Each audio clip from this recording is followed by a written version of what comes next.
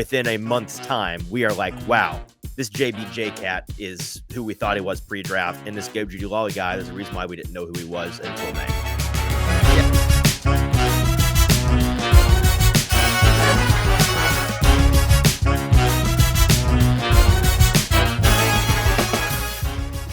Welcome into the Hot Read Podcast. I'm your host, Easton Freeze, director of published content here at BroadwaySportsMedia.com. We're also brought to you by the 440 Podcast Network.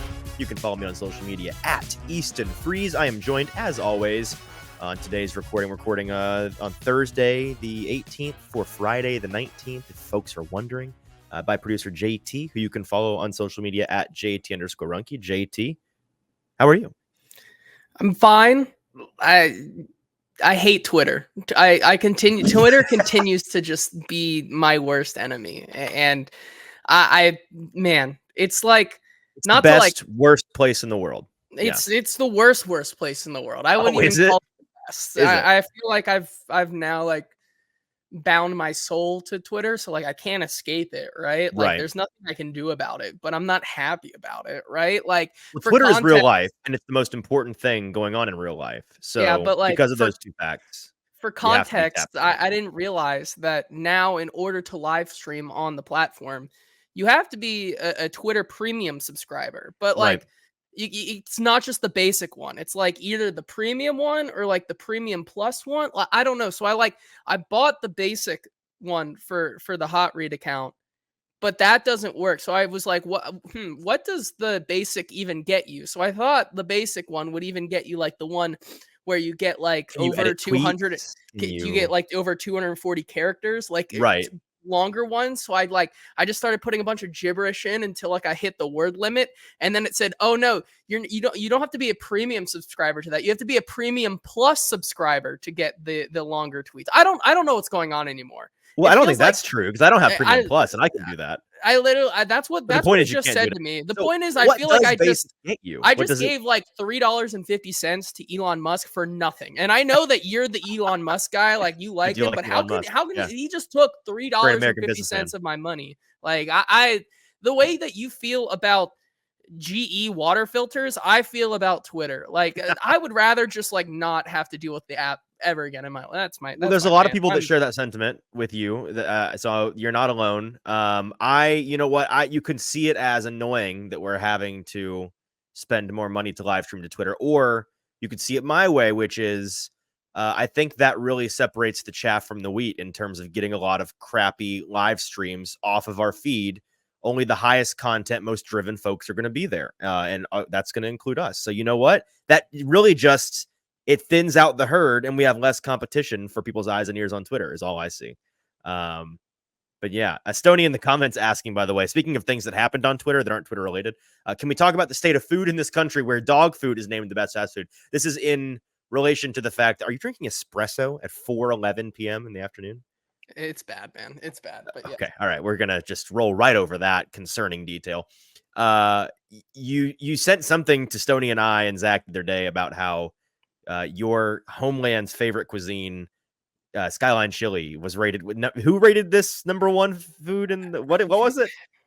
I'll have to go find it, but it was rated the number one best regional fast food chain in America, which is the correct answer. It is the best. Stony recently famously went to Cincinnati, tried it, and declared it dog food dreck nonsense. Yeah, the problem. There's two problems with it. One, he got it to go, which Skyline to go is never.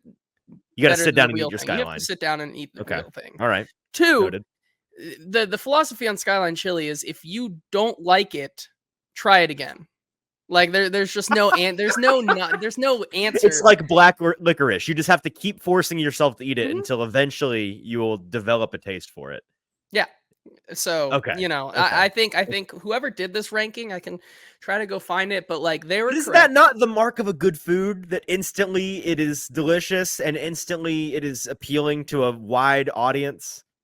I feel like that's kind of important. If it's only good when you force yourself to eat it over and over and over, and then your body just acclimates to the poison you're putting in. It was from USA Today is who did this ranking, I guess. Okay. So well, I know what publications not to trust now. I really don't have a dog in this fight. I've never tried Skyline Chili. I don't think. unless I did and didn't realize it. But I've had chili before. Is it different from regular chili? Like Yes. Yeah, you okay. would it'd make your insides crawl probably. Like Oh, okay. That's all right. Well, today we've got a couple of things to get into. It is part 2 primarily of our Titans training camp preview. JT, this is the last episode we're doing before we have actual like players out on the field again. We're at the Titans facility again. We're watching new things happen. We have up-to-date information. That is exciting. It makes our jobs, a little, it's exciting and not exciting a little bit, because it makes, we can't coast anymore on old topics. Social media, our social media presence, we got to be on top of the ball. No more posting YouTube clips on our YouTube channel that are from episodes 5 months ago, but they still apply because nothing's changed. Things are going to start changing. We're going to have news cycles pouring in starting next Tuesday when the Titans report to camp and we're out there. And that's exciting. So number one, looking forward to that. Looking forward to our audience returning. This is the time of year where I think everybody returns from their football hibernation, and the numbers across the media landscape go back up because people are starting to tune back in. So if you're back for the first time in a while, welcome back. We're happy to have you. We're happy to be entering this football season together. So we're doing that, going through the biggest storylines on the defensive side of the ball. We did offense on Tuesday. So after you're done listening today, go back one episode in the feed, listen to that one, because it was also a lot of fun and I think an insightful amalgamation of the last 2 months. If you're wanting to know, okay, I've not really been paying attention to the Titans for the offseason. What's been going on? What are we looking for? We kind of boiled it all down for the offense in that one episode. We're doing the same today with the defensive side of the ball. So we'll touch on all of that. And then we are going to do a way too early 53-man roster projection, the primary goal of which will be to go back in a month from now, look back at this and laugh at how wrong it probably is when half the players on there aren't even on the team anymore, and you have all this churn and a bunch of new names and faces, and suddenly it looks very different. Or maybe I just nailed it out of the gate. First try, one try, I'm Nostradamus, and then you won't be able to tell me anything. So either way, I'm a winner on that front. And then lastly, we'll get to not an episode, a segment we've not done on the show in a long time. The news with producer JT returns. It is news season. We got a couple of news items to get to, including an interesting tidbit on Derrick Henry and his departure from the Titans that came out in a Damn Pompey Athletic article this morning. So a couple of things there, and then we'll get out of here, and we won't return until, again, we have football, active new football to talk about. So that's exciting. Let's start today, JT. Do we want to start with the 53-man roster or defensive questions? What are we thinking? I think we should pick up our conversation where we left off with the defensive, because then we can come back to an all-encompassing 53-man. It'd be that weird. Wraps it up. It'd be weird to talk about the 53-man roster without talking about the storylines that could get somebody on or off the 53. The defensive players in question. Yes, that's fair. yes. Well, you went first with the offense. I'll go first this time. And unlike with the offensive side of the ball, where it's pretty obvious, whenever you're talking about a all-encompassing offensive discussion, it's like, okay, let's start with the quarterback and work our way out.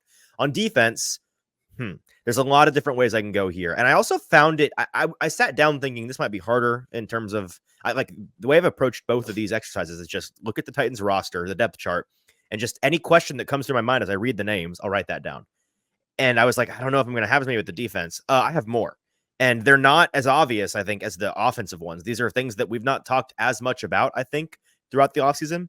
So, where to start? I'll start with the most broad question I have, and then we can kind of work our way in. So how about I start with, I wrote down just depth emergence. This entire team is kind of by necessity a stars and scrubs type build. They've put together a team that if the top line guys go down at any given position, things are going to get probably pretty ugly pretty quick, unless some of these depth guys that right now you look at and you get kind of, you're like, I hope that guy does not see the field or else we're going to have issues this year.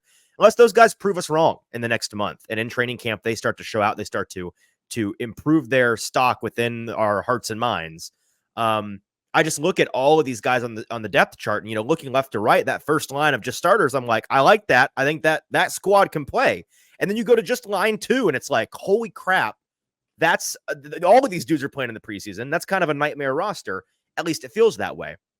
So a big part of our conversation today, I think, is going to be those guys that we think maybe, what we've kind of thought, oh, this guy could emerge. He's a rookie, could turn into something. He's got upside. He's got tools. He's got this, that, or the other. which of those guys are going to emerge? And I guess to this overarching question, the more important thing is, will any of them emerge? Because if they don't, this is going to be one of the more what's the word I'm looking for? Not aggressive, but like one of the more dramatic stars and scrubs build, I think, in the entire league this year. Because I really do believe you look at Vegas and they're, I think, plus 1,100 odds last I checked to win the AFC South. They're odds on favorites to be the worst team in this division, which could be the case. But I think there's a world in which the top line talent on this team is good enough to win ball games, good enough to be competitive this year. It's just a matter of whether or not they can stay out there, they can gel, they can live up to the potential we have for them.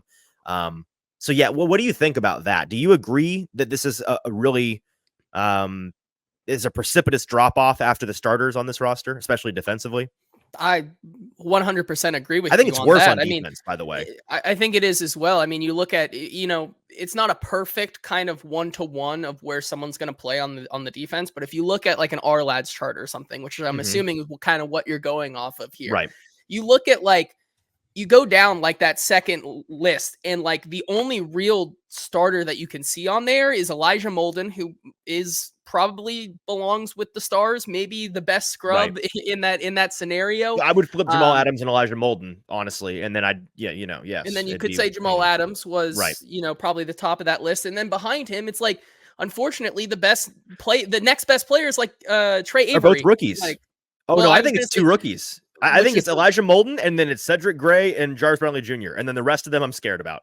Everybody else, I'm like, I don't. The point being, I kind of put Trey Avery up there just because of the veteran and just being there. No, he'd probably be 4 for me. But that's the point, is that because then it becomes Marlon Davidson, Keandre Coburn, and Rashad Weaver is up there. That's fair. Caleb Farley. It's a bunch of dudes. You're like, oh no. TK McClendon, maybe bounce back second year, I guess, or third year. But I agree with you. And I think one of my questions that I had can probably be packaged in with this one here. And what I wrote down was rookies who must make a name for themselves in camp. Okay.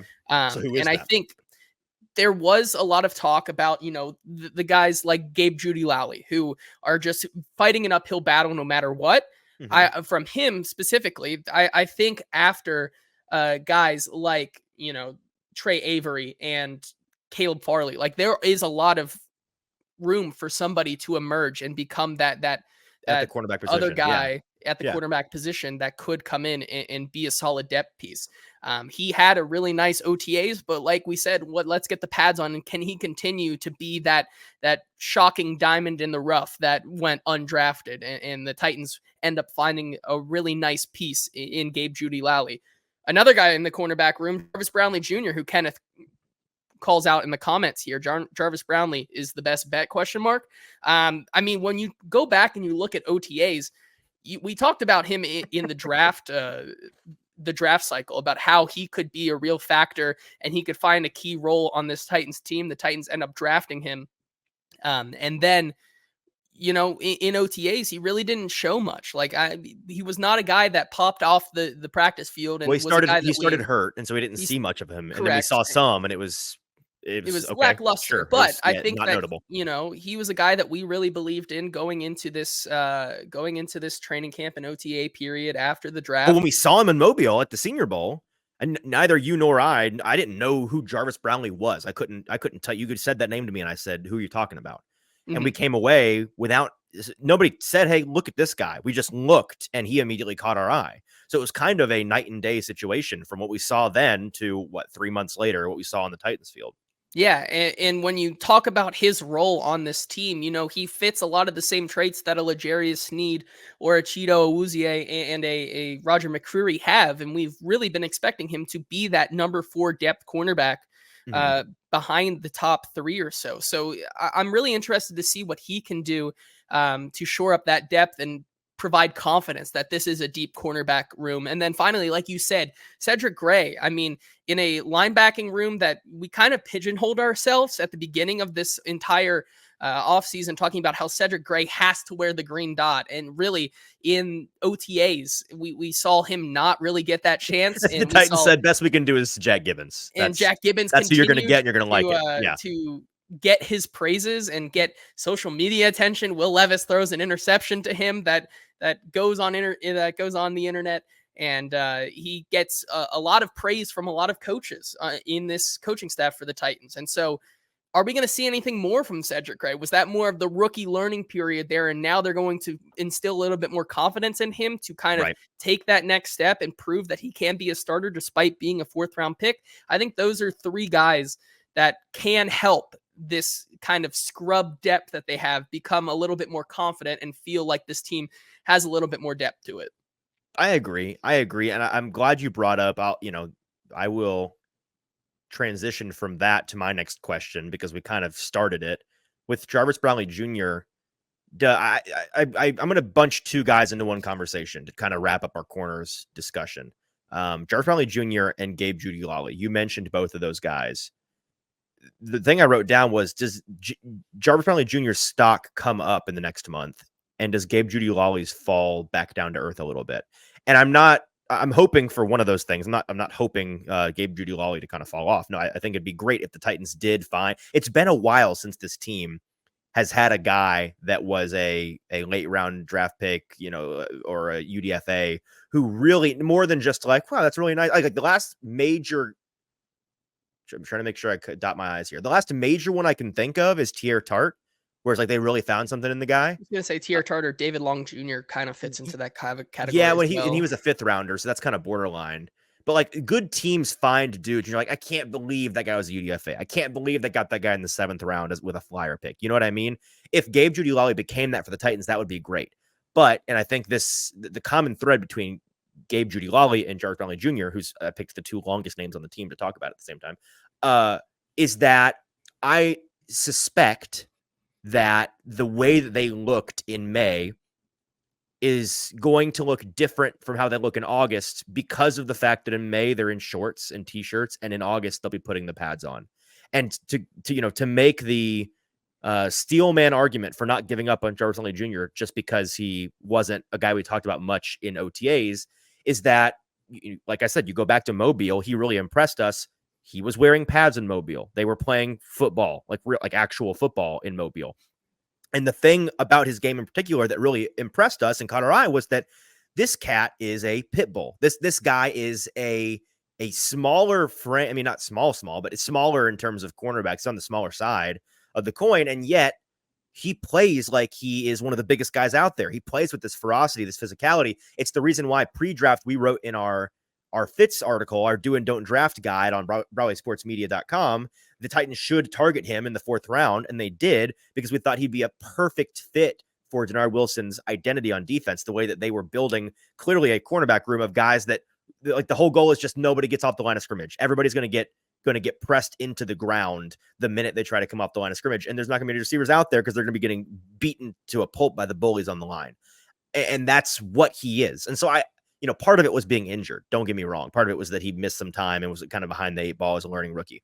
But I think once he gets the pads on and he's allowed to actually lay into some of these guys and really be physical with them, I think you're going to see more from Jarvis Brownlee Jr. And so along those same lines with Gabe Jeudy-Lally, when he starts to get, be forced to be physical, play that Denard Wilson style of ball, you can get, like, you're actually playing the game.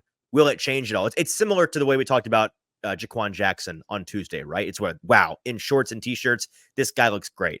But in the wise words of many a football knower, everybody can look good in shorts and t-shirts. Like you gotta look good when you put the pads on. And I'm not saying Gabe Jeudy-Lally can't be that guy, but the last available evidence we have of him in pads was what got him undrafted, right? It was what was at Tennessee, where the reason why you didn't really know who he was until he started to make a name for himself at Titans training camp. I'm hoping that he proves that he's figuring it out and he's got a great situation, a great fit here in Tennessee, and they found a gem in him. But I would not be shocked if within a month's time we are like, wow, this JBJ cat is who we thought he was pre-draft, and this Gabe Jeudy-Lally guy, there's a reason why we didn't know who he was until May. Yeah, I agree with you there. My next one here on my list, and I'm glad that we kind of we're able to talk about other things than the obvious unfair storyline of T'Vondre Sweat and Oh, what's we're going getting there. on. We have to get there. We're getting there now. I'm We'll glad we touch didn't it. start Yeah. with it though. Oh, You no. know, Yeah. yeah, we can go It's that too way predictable. now. Okay. I think that's just one that we have to address. Like, so did you write down why is he fat and bad? Is that what you wrote down? no, Because I said that's what the zeitgeist is telling me the question should be. yeah, the question should be that. The better question I think though is that what will we see come first practice? Like I like that is just the question I want answered is he there?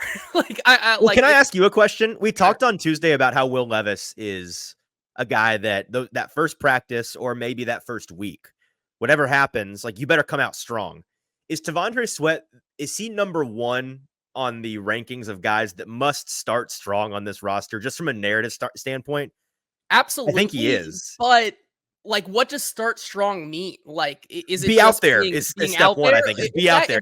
If that's the case, I agree that is Well, will what that he be the needs to bar? do. Are people, I really think that's the bar. It's a little bit like It's the if you've ever bar for seen the people who Diary of a Wimpy Kid understand like movie. the There's a player. Like here's a weird cut okay, for you. Diary of a Wimpy Kid movie. The older brother of Greg Heffley, right, Roderick.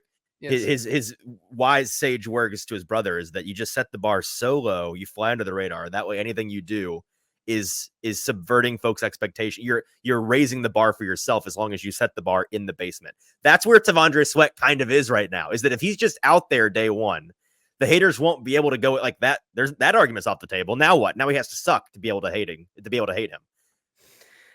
Yeah, I would agree, and I bet I don't know if it's next Tuesday or Wednesday, whatever the first practice is.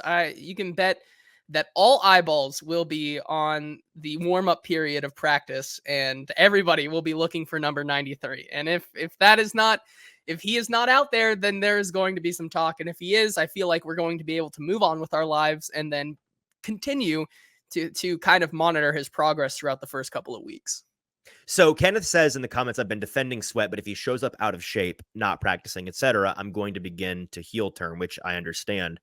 That begs the question, JT, what would be worse for him if he shows up and at the beginning of practice, we're all like, guys, T'Vondre Sweat is out here. Let's go. It's time.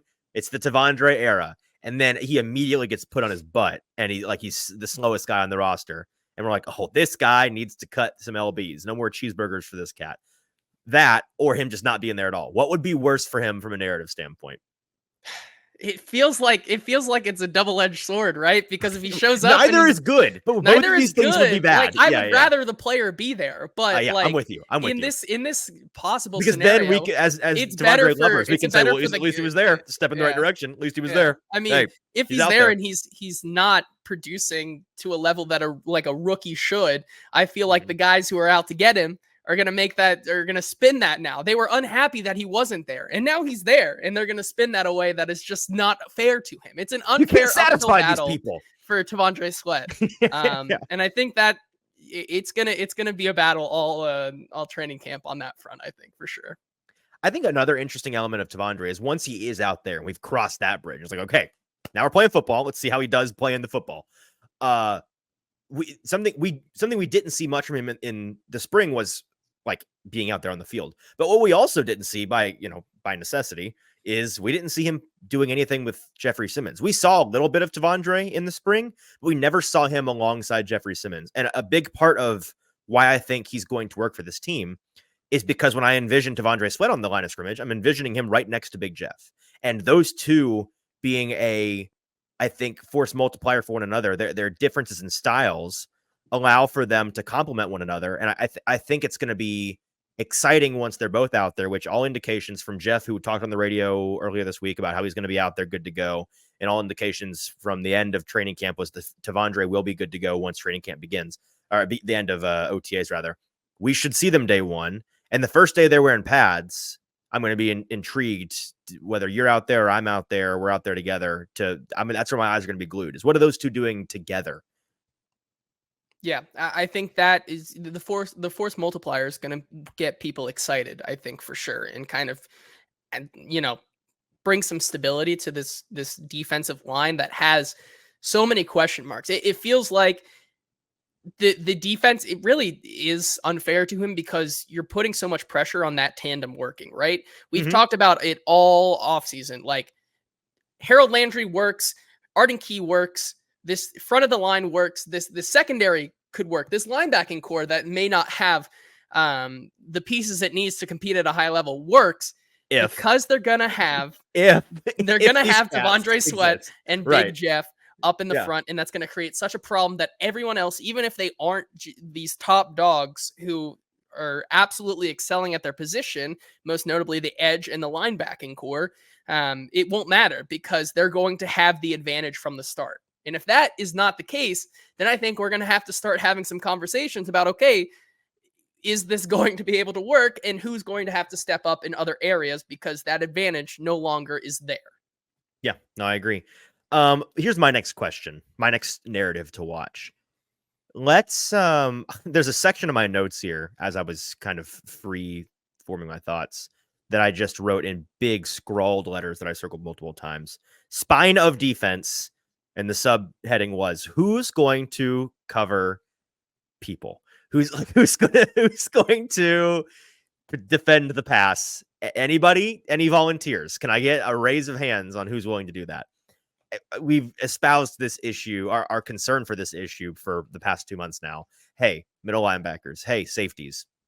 Somebody's got to cover these tight ends and running backs and slot receivers coming across the middle of the field. This spine of this defense is, in our minds, kind of a black hole for decent coverage. It is the inverse of what they got on the outside because these cornerbacks, the top line cornerbacks they have in L'Jarius Sneed and Cheeto Awuzie and Roger McCreary, not worried about those guys. They're going to be locked down. It's going to be cool. But in the middle of the field, all that effort on the outside maybe it may be wasted a little bit. It may be for naught when you've got Evan Ingram twice a year running for, catch and run for 140 yards after contact a game because they just run him on an 5-yard in-breaking route up the middle against Jack Gibbons, and then he's gone for a touchdown. It's like that's not going to wash. And so I guess to actually I've got to pick one of these questions under this heading.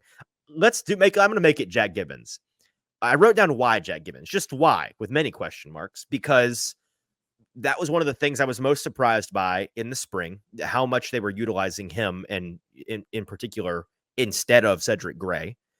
And all of the things we've heard from them, all of the vibes being around the building, the way that they carry themselves, the way that they're utilizing him in practice so far. I'd kind of be surprised at this point if Jack Gibbons isn't a guy that is starting, or at least is in the captain's seat for that starting job. It's his to lose this August. And as I've said on the show many times, half of his game I really like. Another half, not only do I not like it, it doesn't work. And let me get this clear. This is not personal. I like Jack Gibbons. He's one of my favorite guys to actually talk to on the team. We're out there. Very cool guy. I would be friends with him if I was on the team, 100%. I would, you know what? I'd like to be friends with him now. Jack, if you're seeing this, I'm sorry, buddy. Let's be friends. Side to side, sideline to sideline is where I'm concerned. Getting uphill on the y-axis, this guy can play, and I understand coaches looking at that and saying, "I want this guy out there because that's a nice trait that he has." But trying to guard these athletes in space and move sideline to sideline, he's just not athletic enough, or at least we've not seen that from him yet. And so, what's the plan? If you do plan on making him the starter, what is the plan to mitigate that issue? What is the plan for when he is the entire game targeted by a really shifty tight end or a really shifty slot receiver or a really shifty running back? And the offense says, we're going to make this guy cover us. And then it's not working. Like, what's the contingency plan there? I don't know. And that's a big question. With most of these questions, we have well, this could happen, or we're proposing prescriptions here. I don't have a prescription for this. I don't know. It's a big fat question mark in my book. And so, to answer your question, I think the answer is that there's going to be no answer. Like, none of these guys in the linebacking core are going to be able to do it. And I think as I look more about at this Titans defense, the answer to that question, I think, is going to be their most recent signing, Jamal Adams. I think we had this discussion with a couple of us, even Zach Lyons over at Football and Other F Words, that when Jamal Adams was playing last season. Mm-hmm. His best came during that time, or the Seattle defense's best came at the time when he was Right. playing healthy. Yeah. And what Jamal Adams has really become these past couple of years since his kind of all pro seasons has been that he excels in the box. And so I think when you look at a guy who is going to, he cannot cover outside of I it. was about to say, he But excels in the that's box, but not doing the covering things, doing the other things. That's where, like, I but get it. It's just, the plan right now is that if none of them can um, be able to do this, you have a low risk, high reward kind of guy who I think the Titans are betting on to kind of round back into shape and to form to be able to do that. And I think it kind of calls back to the conversation we had on last Thursday's episode. It feels really like we're just going to have a rotation of guys who are very matchup dependent. And it's almost like there's going to be more put on the outside guys to alleviate some of that pressure I on mean, the I inside. don't think that's what it feels like. That has to happen, right? It has to. And so with all that saying, I don't think there is anybody on this team who will be able to do that. If there was, there probably is Cedric Gray. Like Cedric Gray did not have great coverage numbers in his last season. It was fine. It It was was fine, fine. but it's not Yeah. like it's not the guy that you want to be covering those guys all the time. He has the speed to do it. I But don't know are if you he sure has the about that? Like, in comparison, if I had to pick, it's him. It is him. Yes, I think I agree with you, but Like, it's if these like are my options, then it's that guy. I would agree. I'm not happy about it in his first year But being the it's the guy, best but of the options. Yeah. Zach brings up an interesting point. James Williams, I mean, there's a Well, reason that he so was a Zach, to seventh round answer kind of Zach's guy question, Zach asks, didn't James Williams have a really good coverage grade in college? It was as a better than safety. I was about to say it was better than these other linebackers because he was playing safety. So, like, by necessity, yes, he's now, they're going to transition him into a linebacker. He is also one of the, it's really, if I'm looking for coverage linebackers out of this crop of guys, right? Jack Gibbons, Kenneth Murray, Cedric Gray, Otis Reese, James Williams, Luke Gifford, Chance Campbell, Garrett Wallow, JoJo Doman. Those are all the inside linebackers on the entire roster. My pick is give me Cedric Gray, give me Otis Reese, who we'll talk about more at the 53-man roster. But I think he's like, if I had to pick between Jack Gibbons and Otis Reese, I'd want to see a lot more Otis Reese in training camp. And then it's James Williams. And two of those three guys are rookies, and all three of them are not projected to be starters at the position. And with James Williams, as Zach, to further answer Zach's question, the reason why we're not really bringing him up as a policy prescription here is that he didn't that wasn't a thing that he was not out there much. Like he was physically out there, but they weren't utilizing him. He was being treated like a guy that is not going. If he does see the field one day, it's not going to be anytime soon, right? It's a slow transition for a late round draft pick who is very much a flyer. He's changing positions. He's under construction, I guess is the way to say it.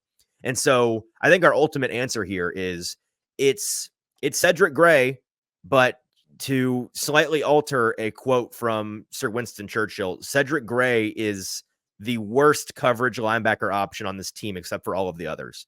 Like that is what he is. And so ultimately it's like average, but if they could just have one average coverage linebacker, I'd feel significantly different about this spine of this defense. So Yeah, I'm with you on that one. As Stoney brings Stoney up, seems to agree in the comments, by the way. Interesting to bring to Zach to bring up James Williams because I agree that he should fill this role, but the talk this spring was not overly glowing of Williams, and I feel like outside of JC Latham, it's like these other kind of rookies have. It felt like they've been taking their time with these guys. It hasn't. Well, JC was a resounding double thumbs up. Tavondre Yes. was a big thumbs down. Yes. Cedric Gray, they didn't have a third. Yes, Cedric Gray was confusion, thumbs sideways. James Williams was a thumbs sorted down. Who else is on this team? Jaquan Jackson was a thumbs up. Jaquan Jackson. Jalen Harrell was a thumbs down. Yeah. So you heard more about Gabe Judy-Lawley, a guy you didn't know until he actually was out there, than you did about these guys that were drafted for the most part. Mm-hmm. So that's yeah. And as to put a button on this, as Zach says, every tight end and running back is getting doubled. I'm not sure they will, and I'm not sure it will matter. Ultimately, my prescription to you, the listener, is just bet the props on receiving heavy running backs and tight ends against Evan Ingram props will be in the best bet gauntlet this year. I can guarantee you that. There's going to be DeAndre Swift and Khalil Herbert props are they might week one. Yeah, Cole those Kmet, two might have more receiving yards than Roma Dunze, more receiving Yeah. yards that all of Cole their Kmet stars. Is going to be It's going to be the running backs. Their tight end, whose name I'm totally blanking on. Cole Kmet. Yeah, 150 yards, 2 touchdowns week 1. Cole Kmet. Write it down. If he's on the waivers for fantasy, pick him up. Wave it. Take a flyer on him week 1. I would say. Okay. What's your next question, JT? My last question here, I think, is just L'Jarius Sneed. I'm really interested to see how, we've talked about his, his kind of management of those knee issues. And I know how that has been a hot topic even for OTAs. I'm interested to see now as we go into training camp, how much do we really see him out there continuing to kind of load manage that knee? Even in training camp, how much of an influence does he have with this team despite having that load management? I'm interested to see how they utilize him with the younger guys, how they utilize him in kind of some of these drills, even just being out there. Will we see more of him this training camp, or is it really just kind of when we get towards those joint practices and those later preseason games, is that when it really is go time for L'Jarius Sneed? Right. Well, what I wrote down was kind of along these lines. What did I write down? Yeah, here it is. Cornerback marquee matchups. This is more or less of a question and more of a statement. I'm stoked to see the Titans starting 3 cornerbacks go up against the starting 3 wide receivers, right? Like L'Jarius Sneed up against Calvin Ridley, Cheeto Awuzie up against DeAndre Hopkins, Roger McCreary up against Tyler Boyd. Those are going to be box office. Like, that's going to be Hollywood. That's going to be a lot of fun to watch. And so to L'Jarius in particular, I think he will be out there more. I definitely do. Will it be in a limited capacity? Yeah, maybe they'll make his training camp partner DeAndre Hopkins, because both of them are going to kind of be in and out. They can they can go in and out of the building together and they can be buddies. But yeah, I'm stoked to see those guys. So I kind of a short analysis on that one, but I think it's gonna be a lot of fun. Yeah. And then my last, as with week 1, I have some gross ones that we can talk about here at the end. But I have one more real one that's not gross. And it is a pass. Is the pass rush going to be at a market disadvantage? Now, you might on the surface say, yeah, probably, because the pass rush is like a weakness of this team right now.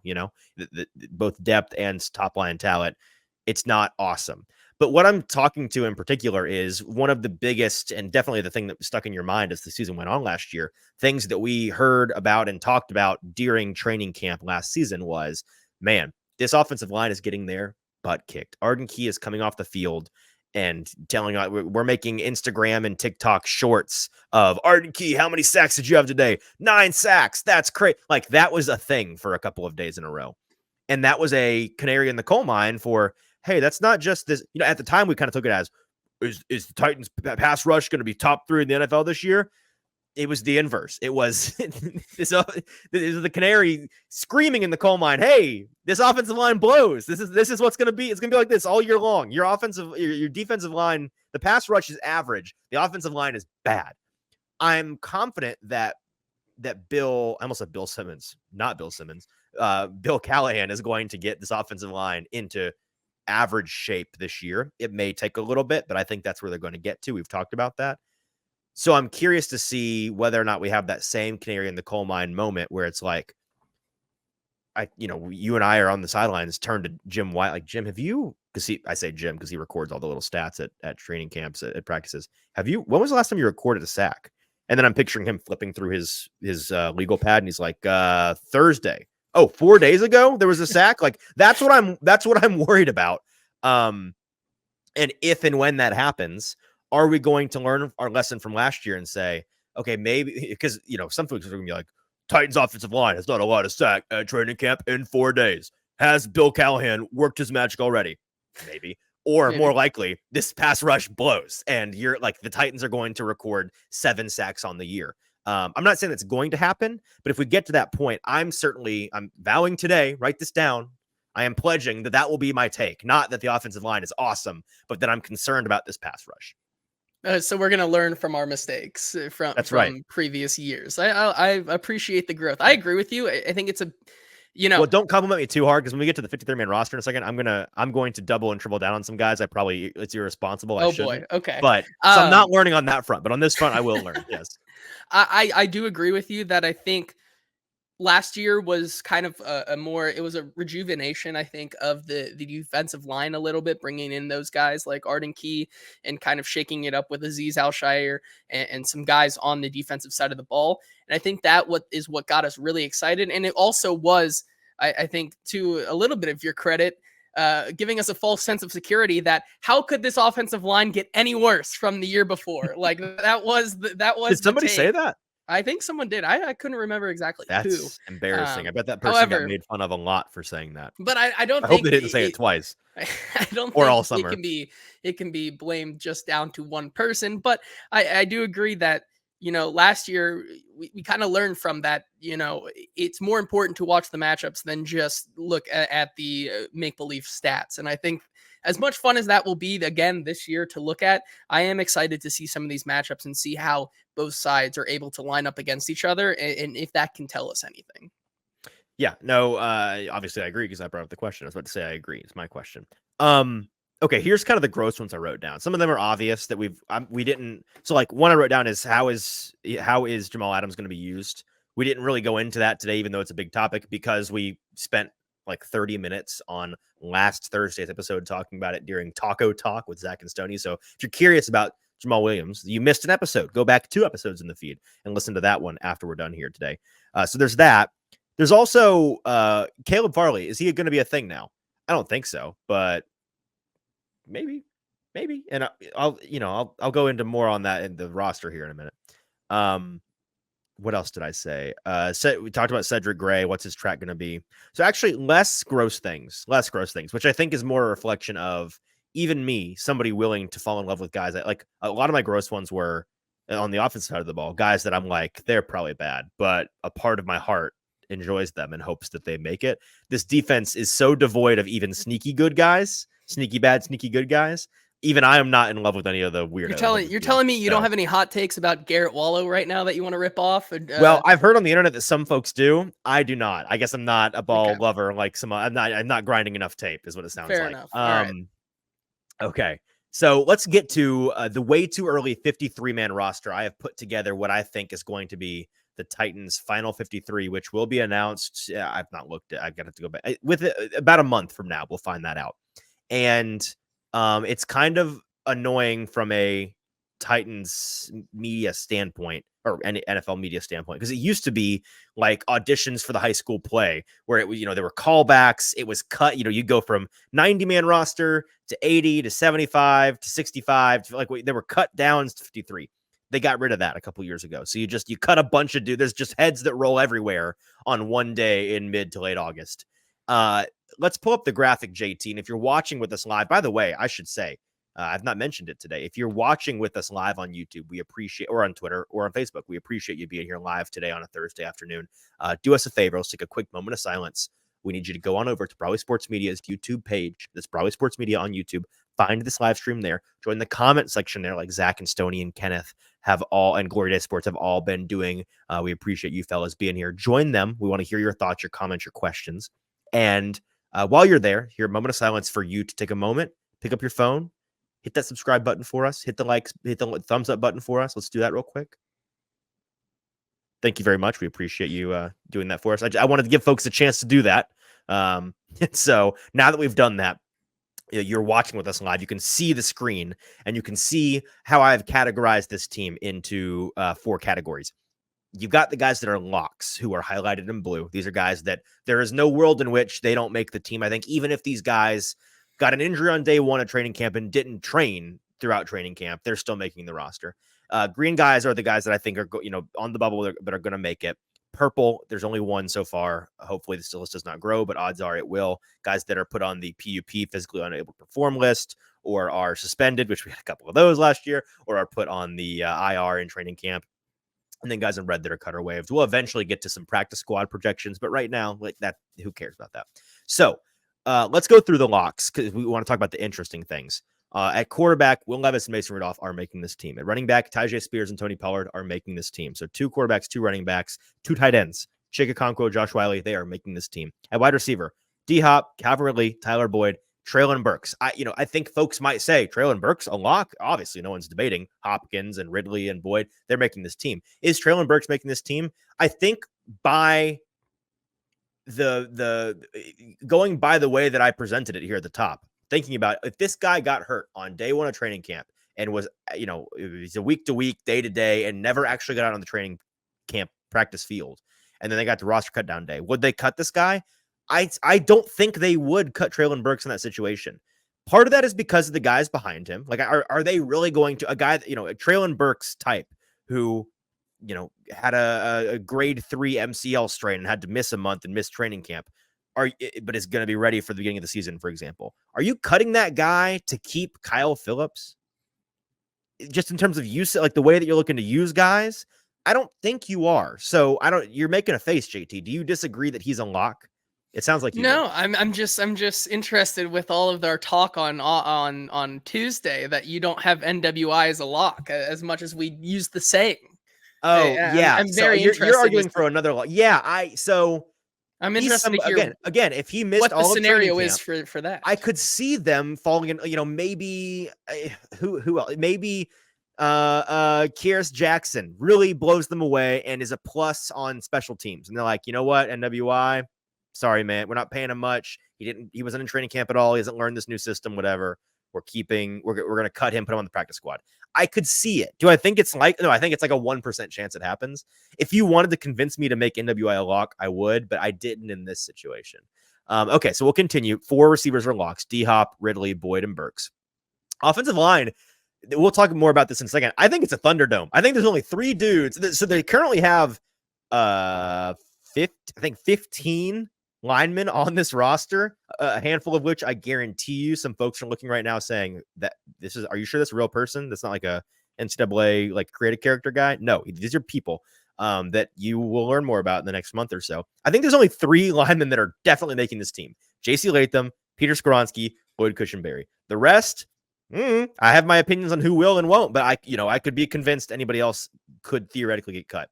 Defensive line, let's go to the defensive side of the ball. Jeffrey Simmons, T'Vondre Sweat, Sebastian Joseph Day. Those 3 are all definitely on this team. At edge, only 2 guys, Harold Landry and Arden Key, are definitely making the roster. At linebacker, 3 guys. Apparently, Jack Gibbons is unlocked to make this team. If it was up to me, he wouldn't be. But I can't ignore my eyes and my ears. It sure seems like he's unlocked to make this team. So Jack Gibbons, Kenneth Murray, Cedric Gray are all making the team. Those 3 linebackers. At cornerback, I think 4 guys are. You got the 3 obvious ones in Snead and Awuzie and McCreary. And then the rookie, Jarvis Brownlee Jr., I think all 4 of those definitely make the roster. At safety, 2 guys. I only think 2 are locks. I think Amani Hooker and Elijah Molden are locks. I do not think Jamal Adams is unlocked to make this team. We'll talk about that more in a second. And then specialists, Ryan Stonehouse is making this team. Granddaddy Stronglegs, Nick Folk, is making this team. And Morgan Cox, long snapper aficionado, multi-time Pro Bowl stud. He's making this team. So those are the locks. Let's see, 1, 2, 3, 4, 5, 6, 7, 8, 9, 10, 11, 12, 13, 14, 15, 16, 17, 18, 19, 20, 21, 22, 23. 23 of these guys are not locks, so I think there are 30 locks, 23 that are not. I'd bet if you did this exercise with every team in the NFL, more than 30 people would be locks in your mind. And I think that I mentioned that because I think it's a reflection of how much this team is in flux and how much it is a stars and scrubs model where, roughly 40%, 45% of this team are dudes that are really battling for their spot on the roster to make the 53-man roster. So at quarterback, Levis and Rudolph are making it. I think Malik Willis gets cut. I don't think this is a controversial opinion, but maybe it is. He just screams to me like he screams practice squad guy. I think folks are going to say, but the third quarterback rule. First of all, no one's ever used it. It was a rule that was made in reaction to a high profile, crazy, weird situation that happened to the 49ers in the playoffs. And Mason Rudolph is a good enough backup, but you can't justify to me needing a third guy in Malik Willis when you've got Levis and Rudolph on the roster. Is there any disagreement on that, JT? So when I was also kind of going down my list as well, just kind of putting it together, I had the same question, but ultimately I landed at the same spot you are. I don't think you bring in a Mason Rudolph caliber type guy if you don't feel confident enough that you can roll with the two, right? If you brought in, say, I don't know, more of a, for just going back down the rabbit hole, like a Charlie Whitehurst type of guy, like a guy who doesn't like Yeah. instill confidence in backing you up. Then I think there is some type of world where you can have that kind of, where you need two or three guys behind him. But in the case of Mason Rudolph, who has showed that he has been a reliable backup for the past 4 or 5 years, I think there is a world here where you don't really need to roll with that. Now, would Malik Willis possibly? I mean, I think this is opening up the conversation that will we see Malik Willis end up exiting this team by way of the practice squad, which I think is an interesting conversation that we'll have down the road once we get that past would the require 53-man somebody roster. else wanting him. Exactly. And so I think that'll be an interesting conversation if it does end up happening. But for right now, I think that isn't a conversation because I don't know if there really is another team that is looking for a Malik Willis out there. So that's why I think he does find his way on the practice squad. So I agree with you there for the quarterbacks. So at running back, I have them keeping 3 guys. Tyjae Spears, Tony Pollard, obviously making the team. Dillon Johnson is the third guy that, we've talked about a lot. We like him as a rookie option. Is he a change of pace really from those other two? Not a huge one. Like if you're looking for the biggest different guy on this roster, it's Hassan Haskins. He is a pounded up the middle, old school back. The speed doesn't, blow you away. He's more a size guy. He's more a low end torque kind of guy. Meat and potatoes up the middle, traditional runner. Is that enough adjective for you? Good. But I don't know if they feel like they need that guy. I don't get the impression they feel like they need that guy. And so I think they keep just the next best guy. And I think Dillon Johnson is a strong candidate for preseason game star. Like, wow, did you see Dillon Johnson had 97 yards Saturday night on 11 carries? Look at that. Like he may be a thing in the NFL now. So I don't know. I have them cutting Julius Chestnut, rest in peace to the nasty nut, Hassan Haskins, and Jabari Small. Any qualms there? No qualms. I just, when I was doing mine, I didn't cut out the idea that Julius Chestnut could end up being the third guy over Dillon Johnson. I think I'm with you on that. His kind of rapport with the team already mixed in with, just what we've seen already from OTAs. I wouldn't be surprised if he is the front runner. However, I do agree with you that Dillon Johnson kind of brings the stability and has all the tools to be that third running back on the roster who kind of fits the mold of what Brian Callahan is looking for. Right. All right, moving along to the wide receiver position, the 4 locks are obvious in Hopkins, Ridley, Boyd, and Burks, and then I have them ultimately keeping 6 guys. So in addition to those 4, NWI and rookie Jaquan Jackson, I have Colton Dowell on the pup. That is, unless something dramatic changes, that will be happening. And then the guys that get cut are Mason Kinsey, Kyle Phillips, Trayshawn Harrison, Bryce Oliver, Kyrus Jackson, and I promise he's a real person, Sam Schnee. I don't think this is super controversial. We've talked multiple times this offseason about how in the past the Bengals have only kept 6 receivers. I wouldn't be shocked if they kept 7, but if you ask me today what I think they would do, it's them keeping 6. Yeah, I ended up with 7 personally here. So you have Kyle Phillips in, I'm imagining? I did have Kyle Phillips in the mix there. I think just what he's brought to this team, for the past couple of years, I feel like there is a way for them to justify keeping 7, especially if you're not going to keep a second quarterback, especially if you're not going to keep 2 backup running backs, especially when we get to the next one here, where I don't think they roll with 4 tight ends to start the season. Like I think there is going to be some room to where you can kind of justify keeping Kyle Phillips on the roster so he isn't more of a practice squad scoop for somebody else. I think that's kind of where I was on that. Then I also with you was had Colton Dowell on the pup because I think we're trending towards that being the case. So looking at these 6 I have on the team, and Hopkins, Ridley, Boyd, Burks, NWI, Jaquan Jackson, I'm at the point now where I'll be pretty surprised if any one of those guys does not make the team. So if that's the case and those 6 are in, I don't think NWI or Jaquan Jackson are locks. I'd be surprised if they miss the team, but not floored. Of the guys cut here, I have 6 guys that are cut. There are only really 2 that I think are even in the running. Like Kyle Phillips, Mason shocked me if he made the roster. What'd you say? I didn't say anything. Did you say Mason Kinsey? No, I don't know where that I came think from. you I said think you, Mason Kinsey. I think you had something in your ear. I think it was you saying Mason Kinsey. And then the other person is Kieris Jackson. Those are the only two I wouldn't be shocked to make the roster. Everybody else, like, I'm afraid I do not think the Trayshawn Harrison breakout is coming this year. I'm not putting my poker chips on that one. So there's that. Tight ends, you mentioned you don't think they're keeping 4. I thought they were when I first did this, and then I counted it up, and I was like, it's 54 guys, and I spent probably 10 minutes just staring at who can I cut, who can I cut, who can I cut. And then I had to hold a small. Was your boy? I had to have a small moment of mourning for taking Thomas Odukoya off the roster. So Chig and Josh Wiley definitely making this team, and then I think Nick Van Nett is also making the team. They just brought him in. He is a change of pace guy who's going to be a red zone threat, who can be an inline blocker for them, an older veteran type.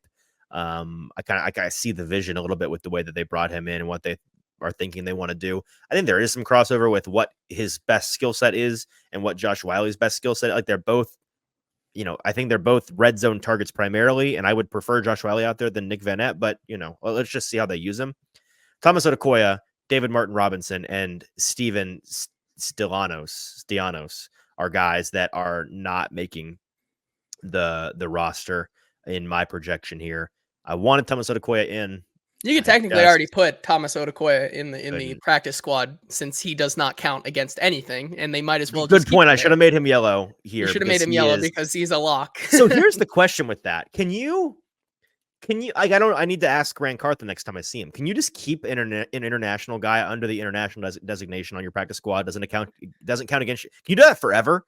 Like, I have no idea. I have no idea. Could Thomas Odukoya be a 17-year NFL veteran without ever being without ever being a active roster player, without ever being a practice squad player, just always being an international designation player? I know the rules about how to activate said player. I don't know. Once you do it, it's over. I don't know. He's that way forever. I don't know the parameters of how long that goes for though. That's an interesting thing. I will need to research on that one. I also wonder what's the pay structure? Is it like surely it's the same as practice squad, right? They're not making probably less money. That'd be just wrong. So yeah, interesting. I'll ask next time I see somebody that would know that question or know that answer. Okay, the offensive line. I have them keeping 10 guys, and like I said, I think Latham. I can't speak today. Latham and Skoronski and Cushenberry are the only 3 that are locks, and then the next 7. I cut some guys that I could see making the roster. So I guess really I said there were 15 total guys, right? So yeah, I think 12 of these guys are fighting for 7 spots, which gets ugly. But who I have making the roster behind those top 3 is NPF, Sadiq Charles, Leroy Watson, Dylan Radens, Daniel Brunskill, John Ajokwu, and Cole Spencer. Who I have getting cut is Andrew Rupchich, Garon Christian, Brian Dooley, Lachavius Simmons, and then Jalen Duncan. I think the only one that's really going to surprise folks is Jalen Duncan. He'd be the last one in here. In this case, he's the last one out. He'd be the first one in, last one out, right? Yeah. So going guy by guy, we expect MPF to be the starting right tackle. We think he's in the captain's chair for that. We think Sadiq Charles is in the captain's chair to make the roster at right guard. Leroy Watson is a guy they traded for, so I think they're going to keep him. He's a guy that I think Bill Callahan likes. Dylan Radens is a guy that we think is strongly in the running for the starting right tackle position or right guard position and is a strong swing that can play multiple positions. Daniel Brunskill, I'm in on Daniel Brunskill. I think that he is going to be their backup center. I think that he is going to be their backup right guard. It would not shock me if he won the starting guard position because I think he's better than some folks give him credit for. John Ajokwu, Stoney's boy, we like him a lot. Wouldn't shock me if he's the backup, right tackle, because I think he's going to be competing for that job. And then Cole Spencer might have some folks go, went to Western Kentucky or Texas Tech. I don't know. I'm seeing that shade of yellow or shade of red in my head. Now I can't remember. It's either Texas Tech or what. I think it's Western Kentucky. Look this up for me, JT. But Cole Spencer, a rookie UDFA, the Titans paid a significant amount of money to, who has a lot of, he was a big deal in college and was a guy that I remember when they signed the UDFA. Texas Tech. Okay. So I was wrong. Right color red. Other than that, plain wrong. I remember reading about how he was a big deal in college and they paid him a significant amount of money and he's got a skill set and a profile that I think Bill Callahan won't like a lot. And so he's kind of, I just figured there'd be a wild card of some kind. Okay, whoa, Cole Spencer made the roster. That's who I think is in. What do you think? Do you disagree? Do you think Jalen Duncan gets in? Like, what's wrong here? Oh, Yeah, Glory Day said transferred from WKU. So maybe I was right on both fronts, both shades of red. He just was a potentially. red guy. So for me, I think it comes down to what you think the Garon Christian signing was. It comes during a What time. do you think that was? Because when you ask me that question, my mind is empty. It's a storage facility that you've just moved out of. I It's got not nothing some. up there. It's not something, but it's not something, right? It Is comes it? in Are the you middle. sure it's not something? I have no idea. Okay. But I mean, I, once I just again, I don't. I mean, don't know. I have no feelings on it's a that. guy where if you talk about the Leroy Watson and Sadiq Charles connection, Garon Christian comes from the same connection. Like these Yeah. are guys that Yeah. Bill Callahan continues to bring in, and I think that if you bring him in during the middle of OTAs, like why then? Unless he's looking for something else that he doesn't have. And so that's why I gave him the benefit of the doubt and was the last guy in for me. Cole. So then I think, which is I think an interesting conversation for Stoney to chime in on. If this was my current prediction, where I had everybody here: MPF, Sadiq Charles, Leroy Watson, Dylan Radins, Daniel Brunskill, and Garon Christian, that means there is one spot for John Ajokwu, Cole Spencer, and Jalen Duncan. Which one of your three children are you going to say is the Yeah. favorite? And Break that's break that. a pool cue 3 ways and see what happens. Exactly. And I think that they're like you come down to the bottom line there between Ajoku, Spencer, Garon Christian, and Jalen Duncan. I think it's a battle for 2 spots out of 4 guys. The other guys on this list here, I mean, especially Andrew Rubchich feels like it's just hanging on from the last regime. Really hasn't really flashed at all when you kind of bring up these other guys, even a guy like Jalen Duncan or John Ajoku or Cole Spencer. You were like, these are guys that at least showed you something at OTAs, and Andrew Upshit just hasn't done that. So besides that, I think I'm pretty chalk with your selections here.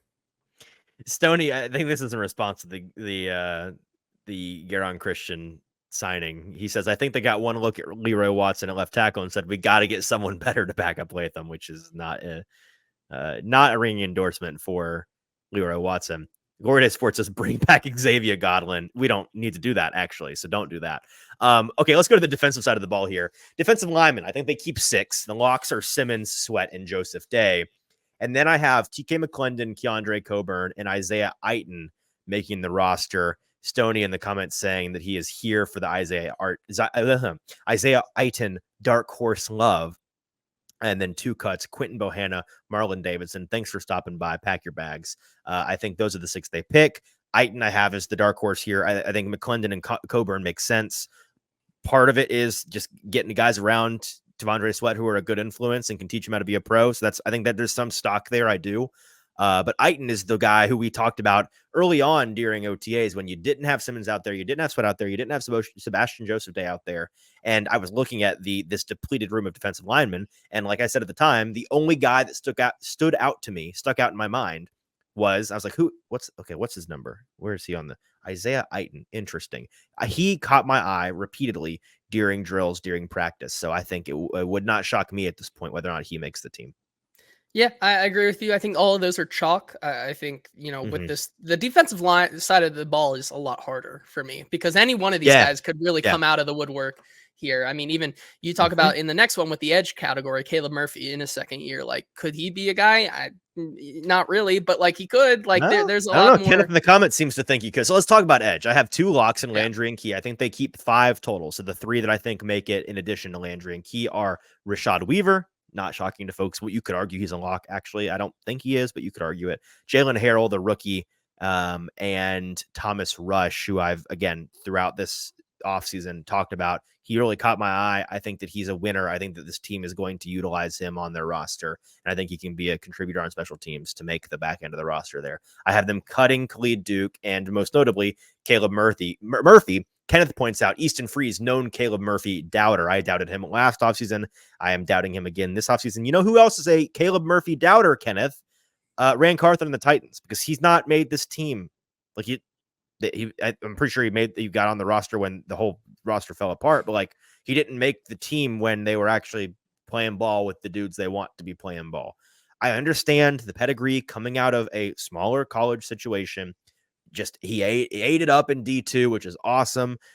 But he doesn't contribute in the way that he needs to in preseason games, at practice. He doesn't have that pop. Like when I compare him with my eyeballs, just eye test Thomas Rush and Caleb Murphy. If I brought you out there and held you next to me and we're shoulder to shoulder, and I say, take your head, and I say, look, the what's the bird box? Open your eyes. Watch these two play. Just watch and see who you're more impressed by. I promise you that it's a stark difference. And you're gonna be like, oh, that guy, the one that's not Caleb Murphy. What's his name? Oh, Thomas Rush. Yeah, that guy's better. And so I got nothing against Caleb Murphy, none at all. I would love for him to show us in the next month where all those sacks in college were last year. Like there is reason to be excited, and he's a strong athlete. He's got length, he's got range, he's a tradesy guy. I'm not saying he can't do it. I would love for him to make the team and earn a spot on the team. It's nothing personal. I'm betting against that right now. Kenneth in the comments saying wrong. Vrabel had more control over the roster last year, so it wasn't Rand Carthen that was out. Fine, okay, Mike Vrabel was out on him, but I would bet you money that Rand Carthen was too. I really would. Okay, the linebacker room. Unfortunately, Jack Gibbons is a lock for this team, as is Kenneth Murray and Cedric. I'm really going in on Jack Gibbons. Jack, I hope you don't see this. I'm sorry. I do like you as a person, and I hope that I'm wrong about you as a player. It's just he's gonna keep some bookmarks from you. I gotta be on. Sure. I know. He's gonna keep some bookmarks from you. I'm putting a lot on the Jack Gibbons bulletin board material list today, I'm afraid. Take it and use it, Jack. Light that fire inside you. I think that besides Gibbons, Murray, and Gray, Otis Reese and James Williams also make this roster. I don't think this is surprising. I have Luke Gifford, Chance Campbell, Garrett Wallow, and JoJo Doman being cut. Any qualms there? Not really. Like, I think I'm with you. I think, not going to advocate for JoJo Doman to make this team. No, I think if there was one, Chance Campbell, maybe. Like special teams would be the reason why. If you told me he made the roster, I'd say, Luke Gifford would be the guy for special teams as well. I mean, he was brought in specifically for special teams last year, so I mean, I wouldn't be surprised. However, just with kind of how they're making up, I feel like they can rely on younger guys to be those special team guys and not have a need just to go sign somebody for special teams. I feel like they have enough there already. Well, you know what that reminds me of? Remember how, Luke Gifford, you mentioned Luke Gifford being brought in for special teams from the Cowboys, I believe. And when they made that signing last year, it was like, man, Titans got their special teams ace of the offseason. And then people pointed out they have one of these every offseason. And then every year that guy doesn't do anything. And part of that was a reflection of what's the coaching like over there on special teams. And then he got fired before the season was over. So, there's that. Ackerman was not a good coach. And that was reflected by the way that he got fired. But, the Titans didn't have one this year, did they? I don't think they went out and got a guy that was a special teams ace, which is, I think, good. That's a good thing. Who cares about that? But does that mean that they already have their special team ace in Luke Gifford? Therefore, well, no. Here's the thing: if you're having to bill a signing, he's the post-type sleeper for special teams acery. If you're having to bill a signing as this guy is going to be bomb on punt return, then you should then don't tell relax about it. Relax. It's not a big signing. This is a flyer or depth signing. Don't try to hype it up to me. So yeah, that's linebacker. Man, the writing was really on the wall last year when we were getting hyped that Luke Gifford was one of the 3 top signings last year. I mean, we were kidding ourselves. Yeah, that was tough. That was tough. That's a great point. At cornerback, 4 guys are locked since Snead, Awuzie, McCreary, and Brownlee Jr. I'm adding 2 other players to make this a 6-man room. Gabe Judy-Lawley, he's going to continue to impress and make this team. And then Caleb Farley, I'm going to put him on the team. Now, if you had to, Easton, look at your 53-man roster here. Who's the most likely for you to be wrong about? I would say without hesitation, it's Caleb Farley, because this is wish casting. The only thing I have to base this on is vibes. Here's why I did it. If you're looking, I'm going to try to steel man this argument, because there's a lot of strong man arguments to be made about relax on Caleb Farley. I get that. Here's the steel man. Look at the guys that are cut, right? And let's include Caleb Farley in the groups. You got Caleb Farley, Trey Avery, Eric Guerrer, Anthony Kendall, Robert Xavier or Javier, and Tay Gowan. As Stoney says in the comments earlier, who the F is Tay Gowan? Fair. Of those guys, you're not excited about any of them. You're not you don't want any of them seeing the field, at least right now, unless they dramatically improve. Okay, so what can differentiate them? Okay, well, who's got the best traits? Who's got the best build? Who's got the most length? Who is the fastest? Who's got the pedigree? That there's at least there's ceiling space there. And it's Caleb Farley without a doubt, right? And the reasons he's not been on this team primarily in the past has been super injured. And when he's not injured, now he's a basket case. He's a head case. So he's not got the support that he needs, I guess, around him, or else he just, he's not cut out for it. Whatever it is, it's never been that the guy isn't physically capable enough, right? Like we know coming out of college, he's got the traits, he's got the ability. And so that's why I have him making the roster. That being said, it probably won't happen. So I don't know. What do you think? I'll make one concession here. That is, I would personally put a guy like Eric Error over Gabe Judy-Lally right now as a way too early prediction. Wow, that is sober of you, but lame. Yeah, so. Well, okay. I mean, if this is way too early, I mean, Gabe, I'm waiting for Gabe Judy-Lally. This is the time for the hot takes, JT, not for the sober reality. This is time to fire off the takes. I just don't know if I have that horse in me to talk about a hot take. Eric Error is better than Cheeto Awuzie take right now. That's if you want me to go there, we can, but I don't think that makes for good. No, it's all right. I don't think we need to do that. All I don't think we do. This is going so long. Let's wrap up the 53-man roster here. Safety. I think they keep 4 guys. I think Hooker and Molden are locks. Jamal Adams and Matthew Jackson round that room out. The only thing to say here is, yes, I think Jamal Adams is not a lock. He's got a lot of name recognition, and that's good. He's a veteran. That's good. But they're paying him the vet minimum, and they're bringing him into a room where there's competition. But behind those top 2 guys, it would not shock me if Matthew Jackson really showed out and proved himself to be worthy of this team, and they decide they only want to keep 3. He gets bumped. Like, okay. Shaim Carter, Keaton Ellis, Mike Brown are the 3 that I had cut. Do I think Jamal Adams is not going to make the team? No, I don't. But could he get injured? Like, could they like? Well, that's the point, right? If he by my rule at the beginning here, if he missed all of training camp, do I think he makes the roster? I think my answer is no, probably not. Then again, I think the Denard Wilson factor, I think definitely would make I don't know. That's the only spice I had there. So let me run with it. Okay. So there's that. And then specialists. But I agree with you. It's worth not making him a lock. I agree. Right. And then the specialists, Stonehouse, Folk, and Cox. Very sorry to Ty Zentner and Braden Narvison, who I didn't know he was on the team until I did this. You guys are not making the team, I'm afraid, but prove me wrong. You have the next month. Prove me wrong. Okay. Before we get out of here, we have one last thing to do, and it is the return of the news with producer JT. So without further ado, here is JT with the news. Let's start off with a Derrick Henry trade that wasn't. I think this was something that kind of came up on everyone's timelines this morning, and also in an article from Dan Pompei in The Athletic, which kind of did a little bit of a piece on Derrick Henry and his transition to the Baltimore Ravens. And one of the most interesting pieces here is where he writes in the article about the potential Derrick Henry trade that ended up not happening. And he writes that DaCosta agreed to the framework of a trade with Tennessee general manager Rand Carthon, a 4th-round pick that could have become a 3rd had Henry reached certain production levels. However, others in the Titans hierarchy apparently were not on board with the deal. So Henry played out the season in Nashville, which brings up the point. I think a lot of people, Mike Herndon, James Foster today, what would you rather have had? The ending of Derrick Henry's tenure with the Titans, where he runs in for 150 yards in that last game, and they keep the Jacksonville Jaguars out of the playoffs, and he gives a goodbye speech in Nissan Stadium? Or would you have rather had a 3rd-round pick or 4th-round pick in this year's NFL draft? I think that's an interesting conversation. I think there's a clear answer. Like I see folks saying, well, he wasn't worth that. A conditional 3rd-round pick that might have been a 4th round. You can't trade him for that. That's a whole lot better than the big fat steaming pile of nothing that you go with the Nathan for You bit, where he brings out the fine dining china. And he's like, are you ready for nothing? That's what you got with Derrick Henry becoming a free agent and going to the Ravens for no thing in return. So at that point, I've had people bring it up to me like, oh, the Titans were 3-4 at the time, and they'd transitioned to Levis. They were coming off their bye week, going into trade deadline talks.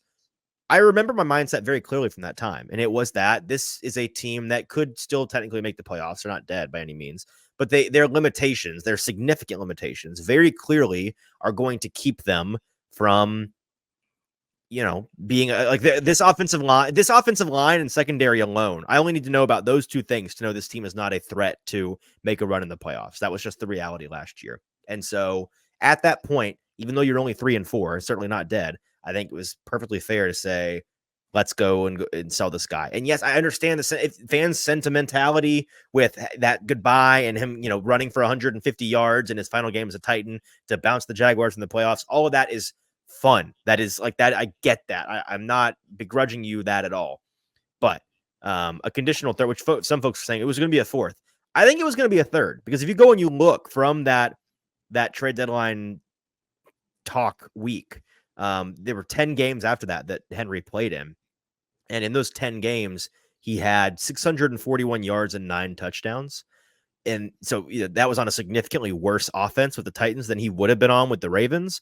So we don't know what, it was going to be performance related conditions. I'd be willing to bet he probably hits those conditions. I think if they were, unless they were intentionally outrageous conditions, like the point was we're never going to meet these. If they were even reasonable conditions, I think he would have met those conditions. I'm going to guess they would have been something like, okay, there are 10 games left. We'll make it a third if he plays all 10 games and rushes for 550 yards and 4 touchdowns. And like he would have met that easily by these standards. So yeah, I think it would have been a third round pick. And if you want to look like, well, so what, a third round pick? First of all, the Titans are in need of picks, just generally speaking. Like they're not flush with it. They're not a team where you look at, well, in 2025, they got 17 picks. No, brother. They're like, they don't even have all of their original picks. So when you look at what Ran Carthon has done with third round picks in his tenure with the Titans so far, it's not been nothing. And our buddy Mike Herndon brought this up on Twitter. 4 third or fourth round picks that Ran Carthon has had to use, and he's used them to move up for drafting Will Levis, to draft Tyjae Spears, to trade and acquire L'Jarius Sneed, and to draft Cedric Gray. Those are meaningful things. Those are meaningful things that the Titans have been able to do with that kind of capital. And so I think on paper, there's no denying they should have made that trade. And the glaring thing here is that Carthon was ready to do it. He was going to do it. And then somebody in the Titans higher ups, maybe Mike Vrabel, maybe Amy Adams Strunk, frankly, probably both of them, weren't crazy about it and vetoed him, which I'm glad that we actually have a GM for the Titans now that is able to do the GM things, because that is disappointing and not shocking. Moving on here, it was an interesting point that I believe Mike Keith brought up on the OTP, the official Titans podcast, that he said the team will not wear their Oilers throwback uniforms until week 18 of the upcoming season. Of course, that is a game at home against the Houston Texans. I guess if Amy wanted to wear them for one game, I know which game it probably would have been. I guess we could have guessed this, but it is a little bit of a shame that it's only one time this year. Yeah, thumbs up for it being against the Texans, because Team Petty. I'm about that. Double thumbs down, aggressive double thumbs down for them not, waiting really a full year to wear them again, which is not cool, because they have the coolest throwbacks in the league and they should wear them twice a year. Like I thought, last year we talked about how it became the alternate, right? It became the third alternate jersey, not just their throwback as a fourth jersey, but it was replacing the light blue alternate jersey. So if that's the case, like, wear that a couple times. In the past, they wore that light blue. So now I'm confused. Are they going to not wear light blue shades at all, except for once this next year, and it's going to be in the last week? Are they going to bring back that third alternate and they're going to be wearing the light blue tight? Actually, did they undo that? I'm confused on that front. I don't know. Yeah, I'm not quite sure either, but that'll be interesting to maybe dig a little bit around and figure that out. No, somebody fancy to start a change.org petition. Okay, or we can go bully them into wearing it more. Yeah. Well, I'm pro bullying on this front. Anyways, the final thing that we have to talk about today is there were a couple of moves and hires and promotions that happened within the Titans organization. A couple new hires, including AJ Highsmith as director of scouting, Sam Somerville as senior national scout, Leland Taylor as director of football administration, Joey Glennon as video director, Aaron Psauld, Sure. I'm not quite sure, but right. We'll have to figure that one out. As football data analyst, Alex Rogers as football data analyst, and Keenan Agnew as a scouting assistant. So I guess welcome them to the club. And then there was a bunch of staff members that have been promoted. Shall I speed run these? That's all right. Okay. There's just a few. There were a number of guys got promotions. Good for them. I don't really have any input on that besides Highsmith. He's the director of scouting now. Carthon has his guy implemented. No more Robinson holdovers at the top of that department. He's coming off of 5 years as a college scout for the Bills. He spent 4 years on the pro scouting side with the 49ers, which is where he had that crossover with Ran Carthon in the Bay Area. So that seems to be his guy, and hopefully we get to speak to him eventually. And that'll be all for today. All right, that is JT with the news, and that is our show today, folks. Again, the next time you hear our beautiful voices will be post-practice, post-Titans football occurring at St. Thomas Sports Park. So looking forward to that. First day of practice that media can go to will be on Tuesday. Either JT or I or both of us will be there. Whoever is there will be reporting back on what they heard and they saw at the episode that afternoon around 4:30 p.m. Central Standard Time. Until then, make sure you're subscribed on YouTube. That's big for us to continue to build that brand up. A lot more YouTube videos and clips, not just full shows, over there coming to you all season long. So please subscribe to that and check that out. Turn on notifications. That's your kind of thing. Make sure you're following us on social media at Hot Read Pod on Twitter, TikTok, and Instagram. For producer JT, until next week, have a great final weekend without new Titans news. We'll talk to you on Tuesday.